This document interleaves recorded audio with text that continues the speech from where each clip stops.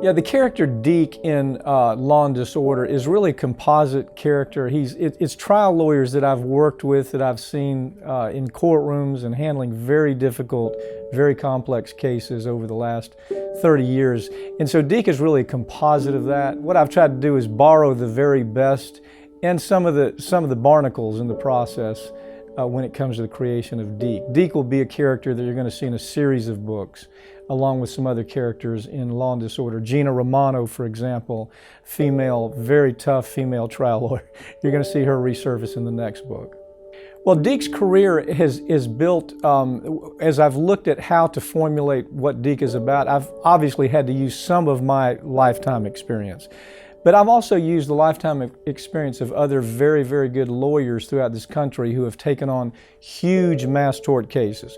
People don't realize the difficulty with a complex mass tort case, how difficult that is.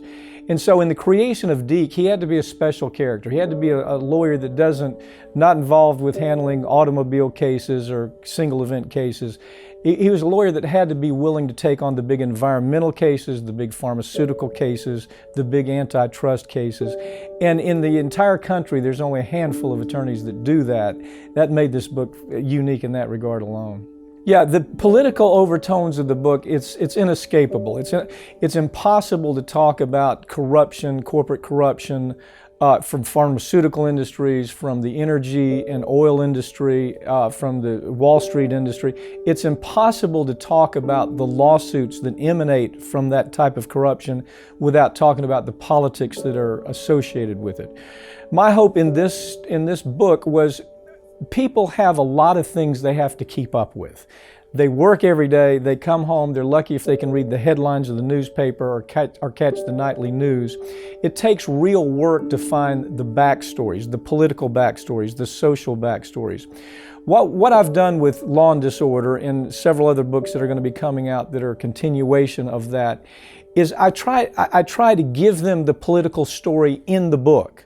Truthful stories. Even though it's a fiction novel, I try to deliver the truth of what's happening to them politically. So they're able to, rather than having to search the material out in the newspaper, which they'll rarely find, or in corporate media, which they'll rarely find, they're able to sit on a beach, read a good novel, and find out what's happening to them politically as well as socially. Some of the stories that are never told in books these days.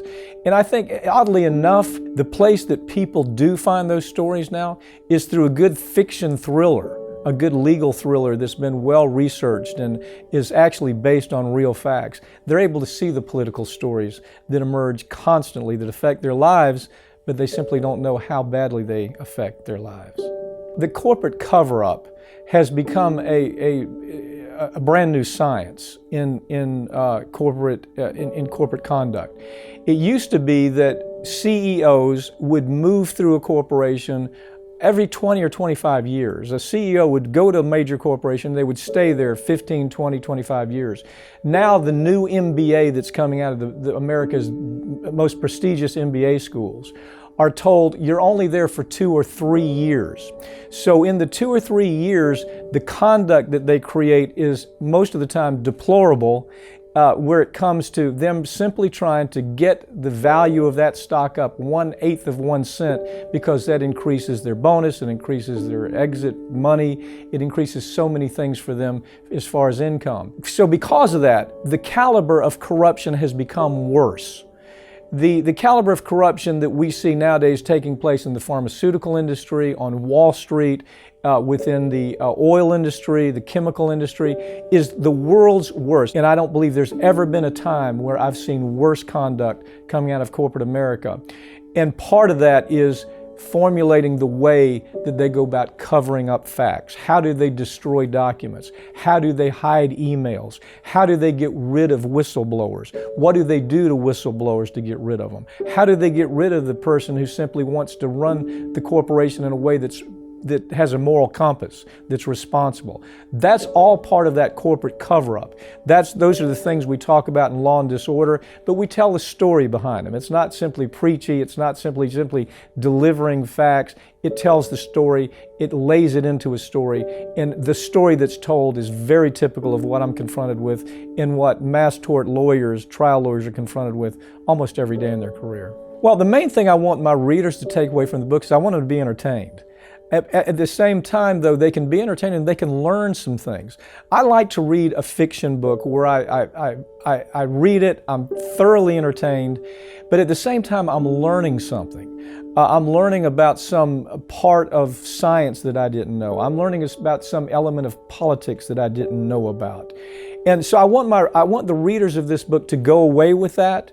But I still want them to understand, along with being entertained, you can learn a lot. You can lay on a beach during the summer and you can open the book that's entertaining, but you can still close that book and say, I think I've learned something out of all that.